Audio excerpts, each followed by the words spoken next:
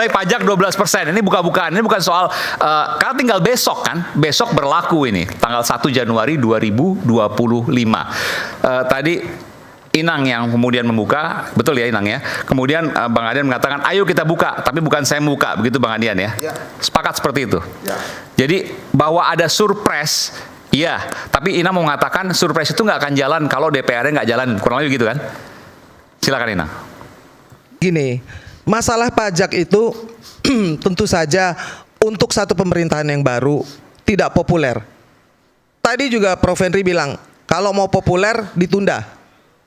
Dulu pada waktu Megawati pertama kali jadi presiden, saya itu waktu itu di Metro, saya wawancara Yusuf Kala, Kwi Kian Gi, Laksamana Soekardi pada waktu itu soal kenaikan biaya untuk BBM, listrik, telepon secara bersamaan. Banyak kemudian orang yang protes lalu ditunda. Iya kan? Apakah itu salah Megawati? Itu pada waktu itu kan baru menjabat juga. Sekarang di pemerintahan yang baru ini dianggap tidak populer karena ada kenaikan pajak 12%. Ya kan? Pajak 12% itu kan bukan hasil dari pemerintahan yang ini. Itu sudah dibahas sejak bertahun-tahun yang lampau. Dengan kenaikan pajak itu pun disesuaikan. Tidak semuanya kena. Oke, saya jawab boleh? Lalu saya bicara itu dari satu sisi ekonomi. Lalu tadi teknologi ini kan ngomong dari 2024 ke 2025. Nanti teknologi saya berikan kesempatan, tapi kita selesai satu-satu dulu. Silakan Bang Adian. Ini teman dari Gerindra, betul? Oke, lu catat ya bahwa ini tidak keluar dari mulut gua. Karena tidak gua yang mengawali. Begini, kita tahu kesulitan keuangan bangsa kita. Dan memang salah satu solusi yang paling mungkin adalah menaikkan PPN itu. Tapi jangan bicara sejarahnya. Saya merasa bahwa jalan satu-satunya bukan hanya dengan pajak. Kalau koruptor-koruptor itu dirampas asetnya, mungkin bisa lebih banyak dari pajak. Satu-satunya Ibu, dari pajak yang didapat. Saya katakan salah satunya adalah pajak. Tapi saya tidak mau berbicara tentang sejarah dari undang-undang itu. Kenapa? Saya mau berbicara bagaimana mengantisipasi dampaknya. Tapi kamu memulai. Kalau kamu memulai, ayo kita bicarakan. Tapi kamu harus tahu bahwa kemudian yang membukanya bukan saya. Ini bukan soal yang buka, soal yang tutup. Enggak. Kalau penjelasan dalam pasal berikutnya di undang-undang yang sama, pemerintah diberikan kewenangan untuk menurunkan pajak sampai 5%, bahkan menaikkan sampai 15%. Itu tergantung mereka mau atau tidak, dan bisa dibahas dalam era APBN. Jangan. Makanya saya maunya kita bicara, oke, ini ekonomi berat. Oke, makan gratis butuh anggaran, IKN butuh anggaran, semua butuh anggaran. Kita tidak mau ada yang tidak berjalan. Salah satu solusinya pajak. Oke? Akan ada dampak, ada. Yuk kita bicara menangani dampaknya, yuk. Jangan bicara sebab naiknya. Dengar dulu. Bukan itu yang mau saya bahas. Saya bilang bahwa saya ketika kamu bicara siapa partainya. Ya ampun. Jadi gini. Jangan Ibu. Gini. Karena ada tadi kan Bung Adian tadi Anda bilang Anda ini adalah aktivis 98 yang menjadi politisi pada waktu tahun 98 ya. Salah satu daripada MPR yang pertama itu adalah memberantas korupsi, kolusi, dan nepotisme. Sampai hari ini. Itu out of context. Tolong dong. Oke, jawabannya kenapa tadi Bung Adian? What is in the context adalah Anda mengatakan ada surat presiden. Kalau surat presiden, ada surat presiden yang juga meminta agar undang-undang untuk perampasan aset koruptor itu disahkan. Dibahas pun tidak. 11 tahun mangkrak. Jadi jangan menyalahkan pemerintah. Itu yang menurut saya. Karena gini. Ibu, itu lain soal. Karena gini, kalau kita bicara soal teknologi, kenapa tidak merata? Karena BTS-nya korupsi. Karena hukuman itu tidak tegak antara undang-undang terkait PPN 12% dan undang-undang perampasan aset koruptor. Dua konteks undang-undang yang tidak sama dengan proses yang tidak sama dalam momentum yang juga tidak sama. Lalu kamu menganggap itu contoh apple to apple. Bukan apple to apple, tapi itu bisa menjadi Gimana ceritanya? APBN kita supaya tidak bocor, hutang kita supaya tidak bertambah. Kalau ada yang bisa korupsi sampai 300 triliun, kita dari pajak aja mau dapatnya- saling menyalahkan, Nggak, oke? nggak, Boleh saya tengahi, Mau Pak saling Iman? menyalahkan, Loh, oke? saya tidak Oke, vonis Saya tentang tidak- si Muiz itu di pemerintahan siapa? Lalu kamu mau bilang mau menyelamatkan aset negara? Di pemerintahan siapa? Saya Di bilang pemerintahan siapa? dari pemerintahan Megawati sampai sekarang juga memang masih Vonis 300 triliun 6,5 tahun itu di pemerintahan siapa? Saya tidak mau masuk pembicaraan itu. Kita- Kamu memaksanya untuk masuk pembicaraan itu. kita bicara soal Saya boleh jadi angin bisa- sejuk untuk menengah. Soal- Saya mau sepakat- bicara dampak sepakat tidak? ekonomi yang harus kita lewati sama-sama. Caranya bagaimana? Apa yang membuat Anda Stabilitas berpikir? politik. Apa yang membuat Anda berpikir Jangan bahwa bicara korupsi tidak sejarahnya. berpengaruh terhadap ekonomi kita? Bang Eman, izinkan saya menjadi angin sejuk. Ini ada dua tokoh-tokoh senior saya, ada Inang, ada Bang Adian, yang kedua-duanya sangat saya hormati.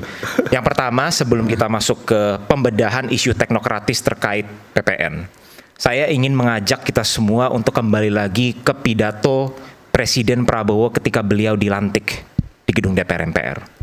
Beliau pada saat itu berkata, jangan kita sebagai sebuah bangsa berpuas diri terlebih dahulu, ongkang-ongkang kaki berbangga diri, karena sampai hari ini masih ada masyarakat Indonesia yang belum sepenuhnya menikmati hasil-hasil kemerdekaan. Masih ada rakyat Indonesia yang miskin, yang tidak memiliki akses ke pendidikan maupun ke fasilitas kesehatan. Maka daripada itu kita mengakui bahwa yes, ada PR yang belum terselesaikan, Bang Aiman. Tetapi bukan berarti tidak ada ruang untuk optimisme. Kalau kita berbicara ruang optimisme, itu 100% harus berlandaskan data. Apa data yang hari ini kita lihat? Tren pertumbuhan ekonomi Indonesia post-COVID, setelah COVID di tahun 2021 sampai 2023-2024 itu berkisar di angka 5%. Itu merupakan salah satu yang pernyataan lu itu tidak menjawab problem kita berdua. salah satu yang sebentar Bang, salah satu yang terbaik. Angka kemiskinan kita sekarang sudah menyentuh 9 bahkan bergerak ke bawah. Kemiskinan ekstrim di angka 1% dan kita targetkan di bawah pemerintahan Presiden Prabowo 0%. Sekarang kita masuk ke PPN. Dilema daripada PPN ini adalah sebuah koin dengan dua sisi. Di satu sisi penunjang utama dari penerimaan negara itu dari pajak 83%. Kalau kita bedah dari 83% penerimaan pajak, sekitar kurang lebih 20-23% itu berasal dari PPN. Kalau dirankingkan itu ranking kedua di bawah PPH. PPH kombinasi antara PPH badan maupun PPH 21 untuk karyawan maupun PPH lainnya. Itu ada ranking 2. Bahkan kalau di split itu kurang lebih angkanya PPN dengan PPH badan itu mirip-mirip angkanya. Sebegitu besar kontribusinya. Tetapi di lain pihak kami menyadari bahwa dampak PPN ini memang secara nature PPN pasti akan ditanggung oleh konsumen paling Semua masyarakat Indonesia. di konsumen tingkat paling akhir. Itulah nature lah PPN. Yang paling terefek adalah kalau kita berbicara persentil masyarakat, ada kelas atas, menengah, Iya. aspiring middle class, calon kelas menengah, kelas rentan miskin maupun kelas miskin. Yang tidak terpengaruh boleh dibilang itu hanya kelas atas. Mulai dari kelas bawah, menengah sampai kelas miskin itu semuanya terpengaruh. Nah, maka daripada itu kita perlu melakukan, pemerintah dalam ini melakukan mitigasi. Ini yang tadi bilang. Ya, bentar. Antibodinya, Sorry, Bang Adian. Ini yang mau gua ajak bicara. Bagaimana menanggulangi dampaknya? Karena sudah terjadi defisit APBN 401 triliun. Oke, sudah ada 80 ribuan kira-kira PHK. Harga barang akan naik. Ini sudah akibat PPN dan sebagainya. Akan ada problem ke depan. Yuk kita bicara bagaimana cara menghadapi itu. Jangan bicara siapa partainya, siapa ketua panjanya. Begitu itu dikutik, oke, kita akan bicara yang lain lagi. Kenapa? Teman-teman kami di Banggar sudah datang menghubungi saya. Yan, ini berat. Jangan bicarakan itu, kita bicara mitigasinya.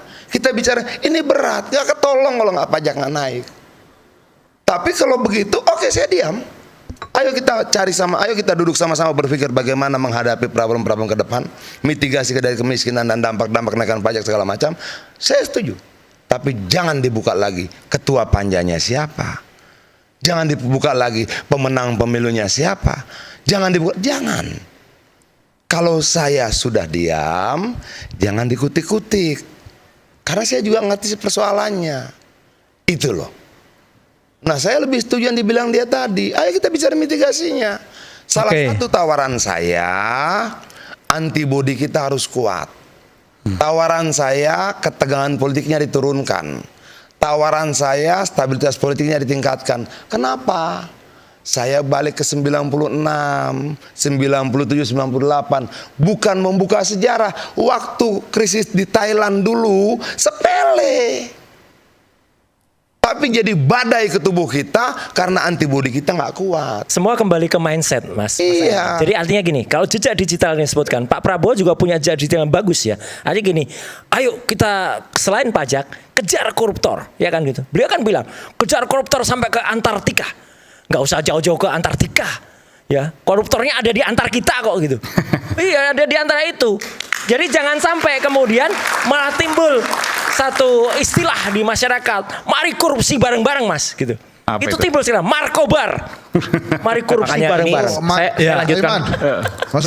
Saya bicara. Saya lanjutkan sedikit saja, Bang. Saya lanjutkan. Inang itu sebetulnya ada salah satu solusi yang ditawarkan kan.